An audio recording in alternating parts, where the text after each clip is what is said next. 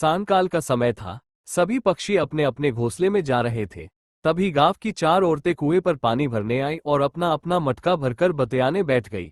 इस पर पहली औरत बोली, अरे भगवान, मेरे जैसा लड़का सबको दे। उसका कंठ इतना सुरीला है कि सब उसकी आवाज सुनकर मुग्ध हो जाते हैं। इस पर दूसरी औरत बोली कि मेरा लड़का इतना बलवान है कि सब उसे आज के युग का भीम कहते हैं। इस पर तीसरी औरत कहाँ चुप रहती, वो बोली, अरे मेरा लड़का एक बार जो पढ़ लेता है वो उसको उसी समय कंठस्थ हो जाता है।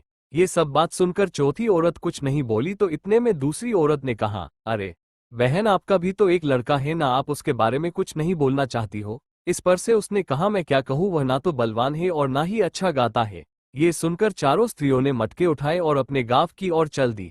तभी कानों में कुछ सुरीला सा स्वर सुनाई दिया।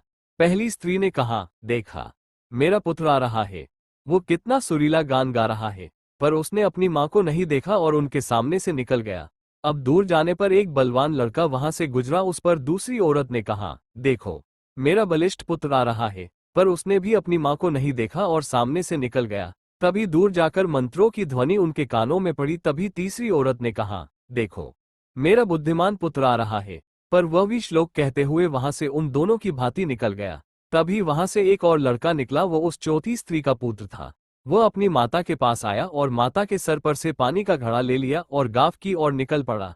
ये देख तीनों स्त्रियां चकित रह गई, मानो उनको सांप सूंघ गया हो। वे तीनों उसको आश्चर्य से देखने लगी। तभी वहां पर बैठी एक वृद्ध महिला ने कहा, देखो, इसको कहते हैं सच्चा हीरा। सबसे पहला और सबसे बड़ा ज्ञान संस्कार का होता है, जो किसी और से नहीं बल्कि स्वयं हमारे माता पिता से प्राप्त होता है। फिर भले ही हमारे माता पिता शिक्षित हो या ना हो, ये ज्ञान उनके अलावा दुनिया का कोई भी व्यक्ति नहीं दे सकता है।